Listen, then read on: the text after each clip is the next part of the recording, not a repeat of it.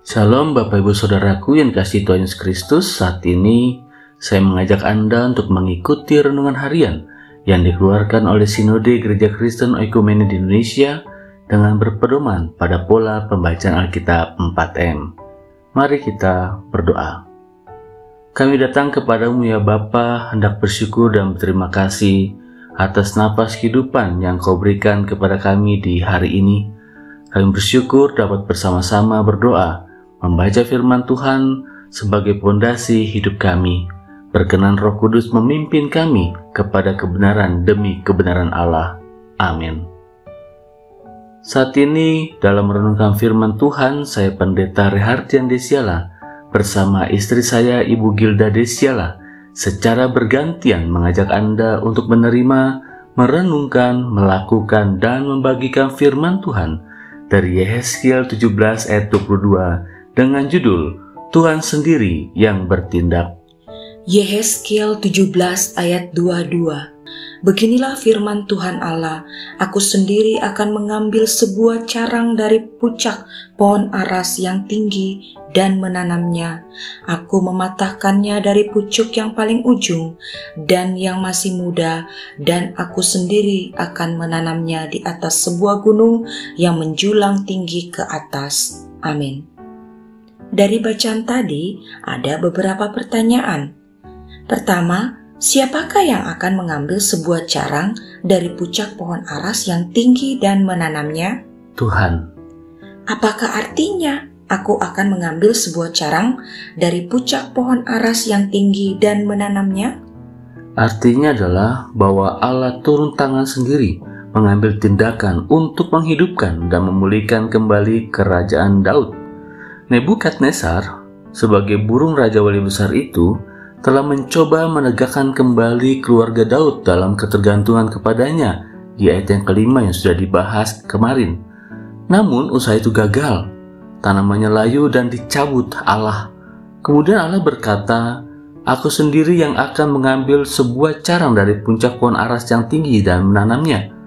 Perhatikanlah, seperti manusia memiliki rancangan mereka, Allah juga memiliki rancangannya sendiri. Namun rancangan Allah akan berhasil ketika rancangan manusia gagal, karena rancangan manusia bukanlah rancangan Allah. Nebukadnezar sempat berbangga diri karena dapat mendirikan kerajaan-kerajaan sekehendak hatinya. Namun kerajaan-kerajaan itu segera saja berakhir, sedangkan Allah semesta langit akan mendirikan suatu kerajaan yang tidak akan binasa sampai selama-lamanya. Hal ini tertulis dalam Daniel 2 ayat 44. Pertanyaan kedua, siapakah yang dipatahkan dari pucuk yang paling ujung dan yang masih muda?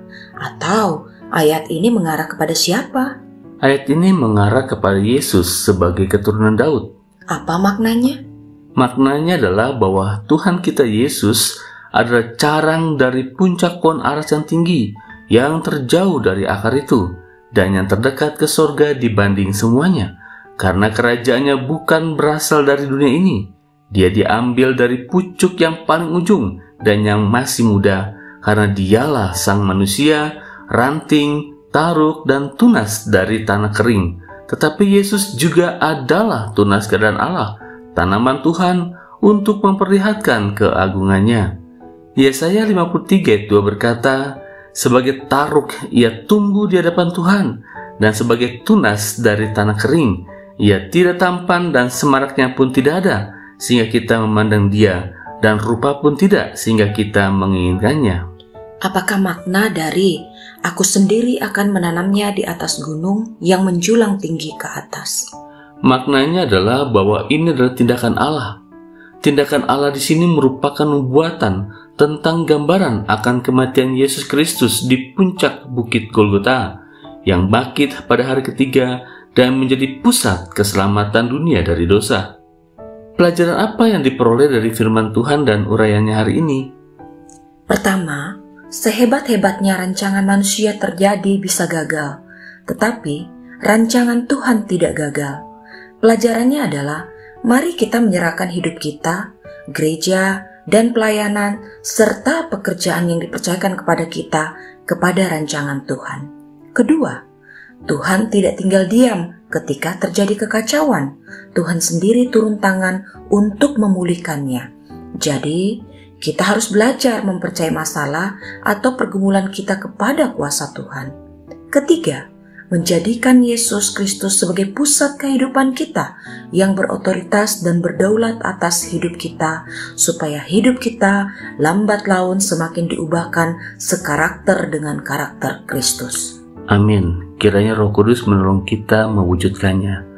Mari kita tutup saat teduh kita dengan doa. Terpujilah Allah yang turun tangan sendiri untuk memulihkan, menyelamatkan dunia dari kekacauan yang ditimbulkan oleh manusia itu sendiri. Kami menyerahkan segala rancangan kami kepadamu ya Tuhan, sebab rancanganmu tidak pernah gagal.